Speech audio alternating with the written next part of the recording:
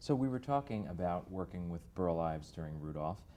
You also, of course, designed so many characters that everyone remembers today from that show.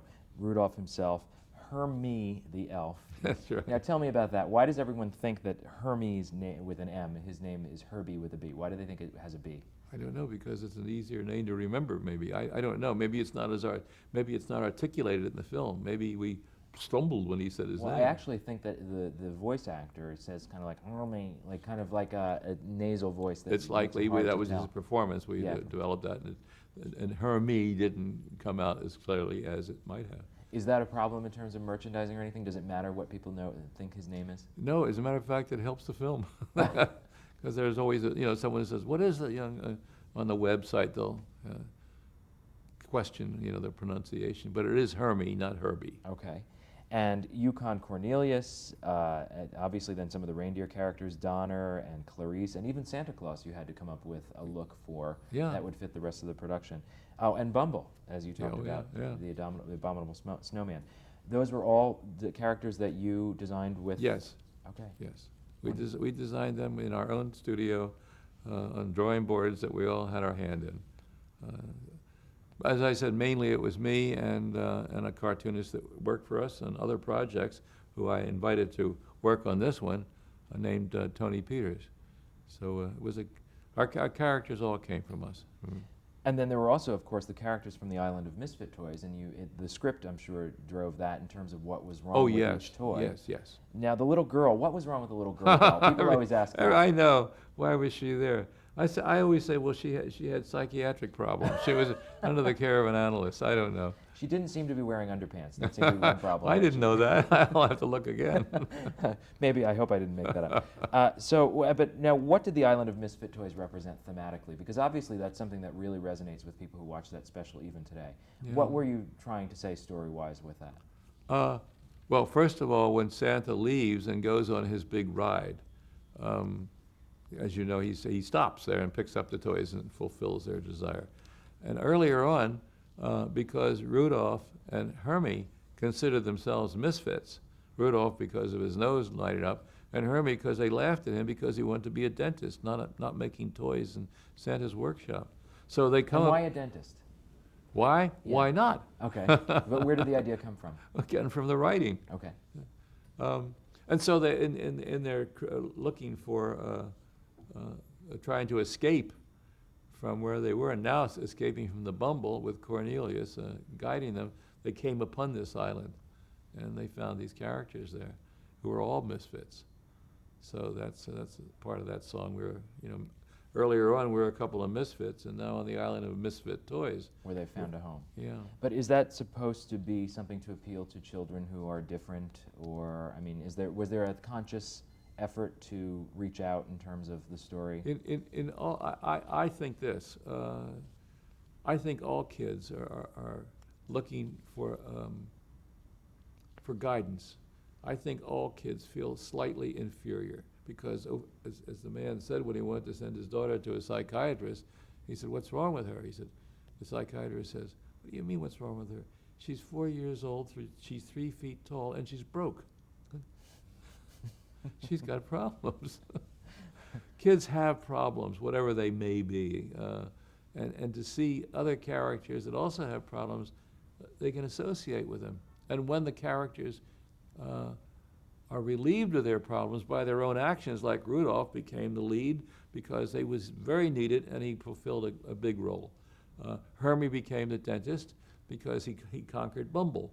And kids love to see someone of their own stripe, their own age, or their own inferiority achieve things. It makes them feel good. I think that's probably the reason these films last so long, because in all our films that happens.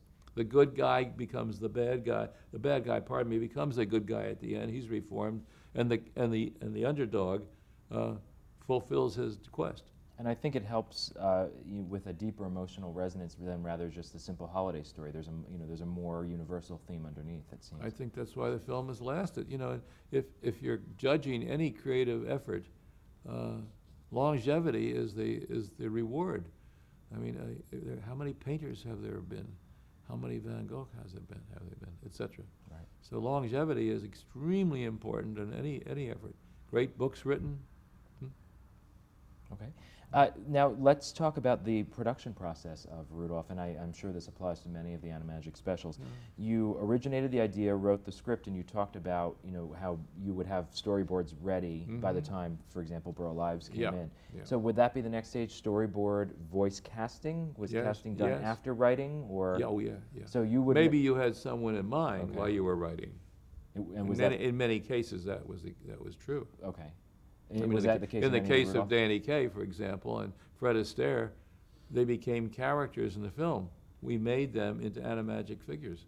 Which must be flattering for an actor. Yeah, well, because their mannerisms were so very, very well known. The world knew what Fred Astaire did, and Danny at that time was very, very popular. At what point would you build the models? Would that be after the storyboards, but before the voice casting, or would that be at the end? At the end, the voice Okay. casting, the storyboards, script comes first, then storyboards. Hold on, script comes first, design of characters. Those characters are then incorporated into storyboards. Then the voice track is done. Remember that, as I said earlier, the voice track has to be done before any animation is done. Okay. And then models, and then at what point would the music be recorded, and would that also be before the voice? Yes, also before, because there would be dances or musical numbers in the film that had to be coordinated to the music. Mm-hmm. In some cases, there's additional music put on at the end of the production, would be inspired by the action. Was music very important in Rudolph? Oh yeah. How was it, and was it more important in Rudolph than it was in subsequent shows, or?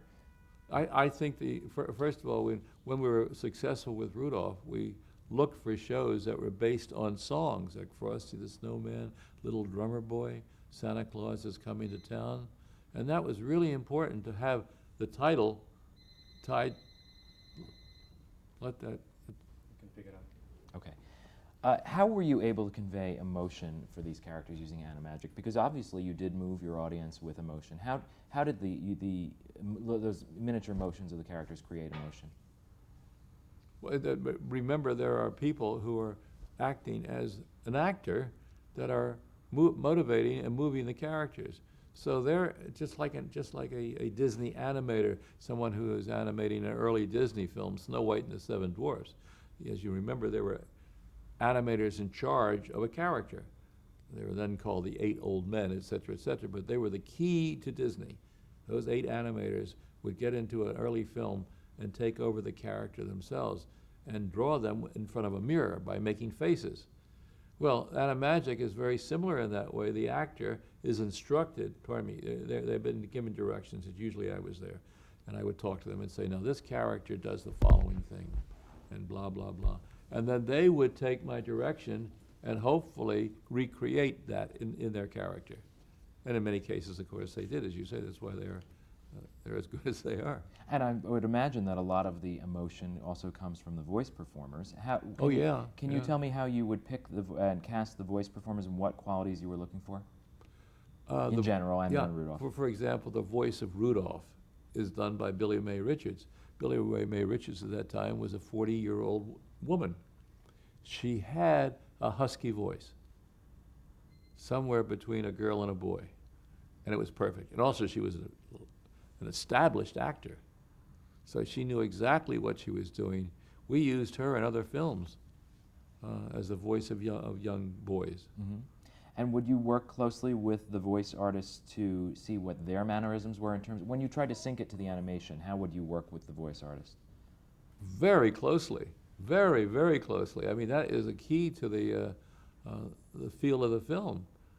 You direct them, you don't leave them alone. You just stay with every vowel that they're enunciating. That's in terms of the sound, right? But also in terms of if they were to make certain gesticulations, would you say, hey, that's a great idea, we're going to put that into It would depend. So Greer Garson, for example, had a wonderful voice. As far as animating her articulations, the answer is no. Danny Kaye, on the other hand, dancer, performer, all that, yes. He came to Japan with me, and the animators watched him. And he walked and he did, his song, and they filmed him. And his character in Peter Cottontail, for example, is Danny Kaye. Now, when did Rudolph become the perennial, because it aired first on a Sunday afternoon, as you said. Right, yeah. When did it become the perennial Christmas special that you knew it was such an important piece for children? It was on NBC for 2 or 3 years. I don't remember. And at that time, our agency, the William Morris office, had a better offer. And being agents, they said, listen, CBS will buy this from you for X number of dollars. Our contract with General Electric had expired at that time, and they were still trying to think of what they wanted to do and blah, blah, blah. So here comes CBS. You know, we'll give you much more money than you're getting from General Electric. Morris Agency knew that. And so we made a deal with them. And it's been on the air now there for, 39 years. Yeah. And what do you think is its legacy? Why its longevity? Well, its legacy. What does it mean to you, and what do you think it means to other people? To me, it means my first success, my first hit in the business, which established our company and our careers based on that, and allowed us then to make other films. And of course, after Rudolph, everybody wanted a Christmas film like Rudolph. So in a business sense, that was great. So we would call Frosty the Snowman owners, or Little Drummer Boy, or any of the songs that we wanted, and we would tell them who we were. We would receive instant recognition and able to buy their songs, because they saw that Rudolph was a big success and that might pull their song up, etc. Anyhow, you can understand that. As far as I'm concerned, I'm grateful that the audiences liked Rudolph and gave me that chance to progress in our career. And as far as the longevity of it, I'm amazed. I'm amazed because, like the man said, nobody knows anything. And that's true. You really take your best, all of your emotions, and you try to make the best film you can. And some fall by the wayside, and some become successful. And by successful, I mean long running. Frosty the Snowman, which is linear animation, is also very successful. Are Rudolph and Frosty among your personal favorites, or are there others that are less successful that you prefer? I have to say that I don't have any favorites. I think I have some I don't like, but all of the ones that have been successful are favorites of mine. I have to be like a parent. I can't choose. Why do you think that so many of the Rankin Bass productions are centered on holiday themes? Well, we sort of went in that direction, and that's what was required of us. Our buyers wanted us to do that. They would say, "How about a Christmas show?" And and it's hard to get programs on television. You just but they wanted to buy almost anything we made at that time. We had no problem filling our production schedules, our personal lives, and our company's ability to produce. We couldn't produce all the stuff they wanted to buy from us, and we had to gauge that. Well, and on that note, it seems that, obviously looking at the release dates of many of your shows, you obviously were working concurrently on many things at once. And sometimes it would be an Animagic and traditional cell production all at the same time. How would you manage to be everywhere at once in terms, I'm sure some were done in Japan, some were done in New York, different projects going on. How did you juggle multiple projects? By working hard. How else can I describe? Jules and I and our staff were working very, very hard in those years. Mm-hmm. We worked hard all during our careers, but I would be in Tokyo. Actually, I lived in Tokyo for a while. I had a home there, but I'd fly back and forth from Los Angeles if we were doing tracks there, or New York. I was at every stage of production. Let me say many stages of production. Jules did a lot of that when I was making the film. He'd fill in, or not fill in. He would direct that and deal with it. That's why our credits are produced and directed by. We could never divide ourselves. We were always involved in everything. And well, with the long production times of these were not small commitments to make either. I mean, when you committed to a holiday special, how long did Rudolph take to produce? A year. So you were committing to a year for each of these shows. Yeah. Okay. Yes. Let's move into the late 60s, in the post-Rudolph period, if we can. In 1967, you produced a Cricket on the Hearth. Can you tell me the premise of that and how it came about working with Danny Thomas? Yeah, Danny Thomas and Aaron Spelling had an hour anthology show on NBC. One of the hours we could fill, and at Christmas time they wanted us to. So we took the Dickens story and made an animated film for their anthology hour on NBC. That's how that came about. And so that's how Danny Thomas and Marlowe as well, right? Yeah, who yeah, were voice yeah, actors. in yeah, it. yeah. Can you tell me about the Ballad of Smokey the Bear? Now, that was a coup, a casting coup, in that you got Jimmy Cagney to appear. Yeah. Well, we had the property was owned by the Department of the Interior, United States government. In order to make that show, we had to visit with them in Washington and tell them what we wanted to do, and we had a time slot for it. But you didn't have to buy rights because it was government owned, right? You didn't have to license. I don't know. We may have made some small contribution, but it was not a big figure. Okay. Anyhow, they had to give us the license to do it. And so we began to prepare for the show. And again, you daydream of who you would like to have play the part of. So I said, Cagney would be great. He's never done anything like this. And everybody, all he has to do is say hello. We're always looking for voices that you could recognize. I mean, almost every voice we've used, as soon as they opened their mouth, you would know who it was. Because in those days, actors had those qualities. They played themselves all the time. You think about it, Cagney was always Cagney. In any event, I approached him. He was this time in retirement and lived on a farm in upper state New York. Big farm that had cattle, where he was raising longhorn cattle. And I found him on the telephone and told him what I wanted to do. And he said, no, I don't do that. I'm retired now. But thank you for thinking of me and good luck. So I went to Washington and I had meetings with the Secretary of the Interior. And he said, let's tell the president what we're going to do. He's a big conservationist and so forth, and so is his wife. He'll be happy to know that we're doing this. So Lyndon Johnson asked me who was going to, be the voice of Smokey the Bear. And I said, well, I'm talking to James Cagney now, and we'll see what happens. He said, Cagney, I love Cagney. He's my favorite actor. That'll be great. And then and President Johnson was going to walk along the canal outside of Washington for the opening minute. That was the plan. So I go back and I call Cagney. And I said, Lyndon Johnson, Cagney was a devout Democrat. Lyndon Johnson says you're his favorite actor, and I mentioned that I was talking to you for Smokey the Bear. He said, I'm his favorite actor? I said, yes. He said, get me a letter from him. I called the Secretary of the Interior, whose name was Orville Freeman, and I told him. He said, that's no problem. I'll have it to you tomorrow. So a hand-delivered was a letter from the President of the United States. Dear Mr. Cagney, we're delighted to know that you're going to be the voice of Smokey the Bear. I look forward to seeing your film. Admired, the usual, huh? So a hand carried to Cagney. Cagney said, okay, what do you want me to do? That's great. What a coup. We took our crew up to his farm to record him and passed by the gate cottage up to the big silo and where all the cattle were and so forth. I'm looking for the main house. And the man in the silo with all the workers around said, oh, you passed him by. He's in the gatehouse. We went back there. There's Cagney in a sweater and so forth in this little house. I walked in, and the first thing he said to me was, I knew your Aunt Doris, I knew your grandfather, I knew your father. Because they were all hoofers together in vaudeville. And he didn't share that originally when you No, first he didn't tell me until I walked in.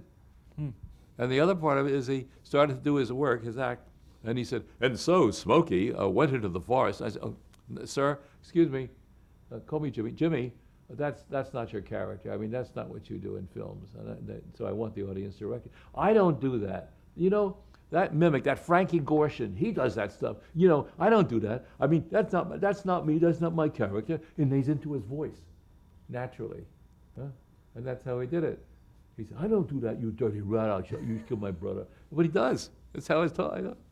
So we got that character only by, manipulating him. Coaxing. And when it was over, he took out some jelly glasses from a shelf. This is a very little cabin he lived in, and gave us all a drink of Old Overholt, which is 140 proof whiskey. And the picture, and Johnson loved it, and and Cagney was very happy. So, And so did it do well? it ran for several years. It ran for several years as the Smokey Bear Show? No, that was That was another. separate. That That was was a 1969. syndicated show that followed that. Okay, And but that was not line- with Cagney. linear. No, that wasn't with Cagney. That was with linear animation. Okay, and that started in 1969. The Cagney was 1966, correct? Yes. I want to touch briefly on The Wacky World of Mother Goose with Margaret Rutherford. Yeah. And it had Tom of THUMB as the middle section. No. That was the King Kong Oh, okay, show had sorry. Tom of Thumb. Okay. Margaret Rutherford, The Wacky World of Mother Goose, was a feature film in linear animation, paid for by Joseph E. Levine. He ordered the picture. We had a contract to deliver it to him. He wanted to get into after Hercules and other productions, he wanted to get into the family film business. And so we made 3 pictures for him, and that was one of them. And Margaret Rutherford was Mother Goose. And she was, at that time, a very large British star, and through the Agatha Christie stories was very well known.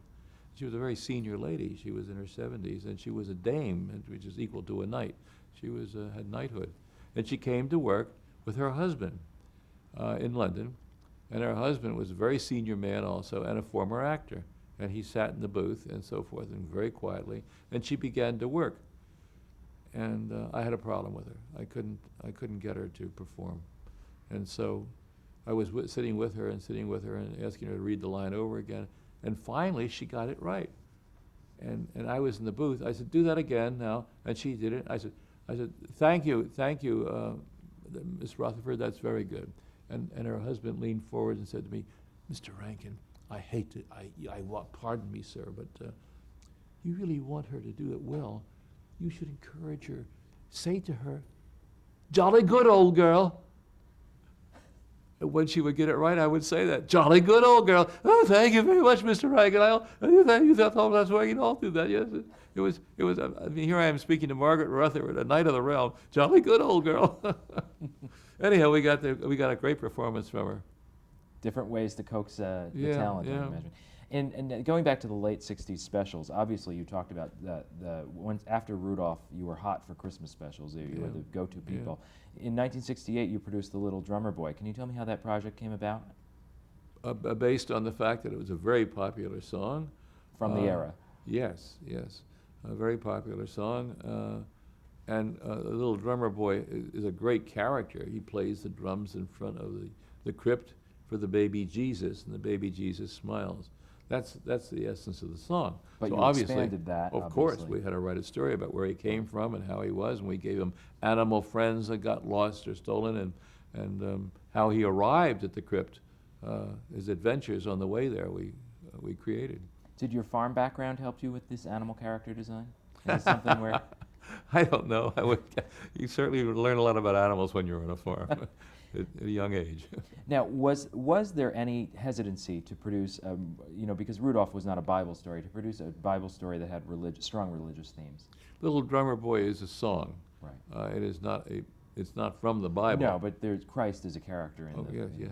No, I think not. It was a lovely story, whatever your persuasions are, of a little boy who finally was able to, again, this kid came from nowhere. He had a lot of problems in life and so forth. And finally to play his drum and have the baby Jesus smile was certainly an accomplishment. Kids look at that again. And again, no matter what your religion is, and even if you're not a Christian, I assume that many children know of Jesus and the story of Jesus. So here was a kid that really got to see him. Huh? I thought that was pretty good. Mm-hmm. We made 2 Drummer Boys. We made a sequel. Oh, and tell me about that.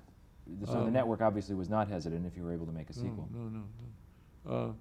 Well, we followed the Drummer Boy into other adventures. It was as simple as that. And he played his song, but we also we bought Silver Bells, which was the tag end of that picture.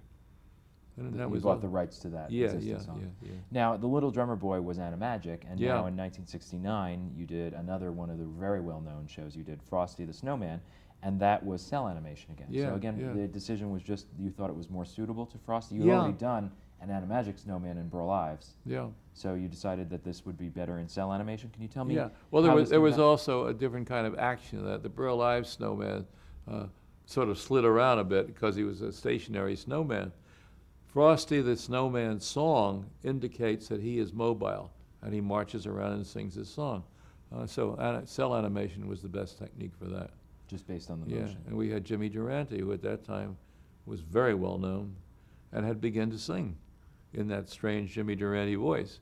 So he was a perfect cast for that, for the And- narrator and for the singing the song. At what point was he cast? Did you envision him when Oh writing yeah, it? at the beginning, From the the very very beginning. He's a character in the picture. Right. In caricature, he appears on the screen to begin telling the story. Right.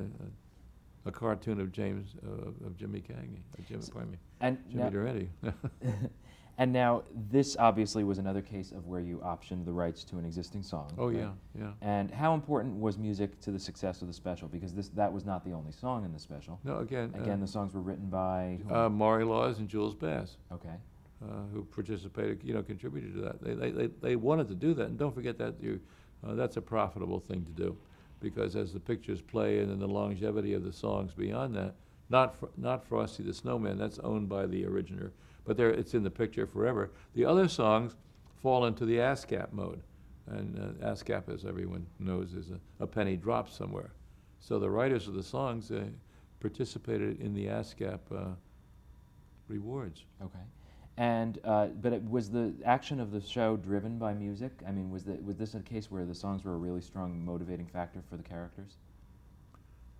The motivation Well- of that script was because of the snowman, and you know what's going to happen to him. He's going to melt. Mm-hmm. And so how do you get him in that position, and so forth and so on. In the song, he doesn't melt. I'll be back on Christmas Day. But to make it more dramatic, we had many things happen to him. We had someone who wanted his hat, because the hat, it brings him to life. And a bad magician is after that hat, and he keeps chasing Frosty and giving him lots of trouble. So again, in all of our pictures, we had an antagonist who, at the end, becomes a good guy.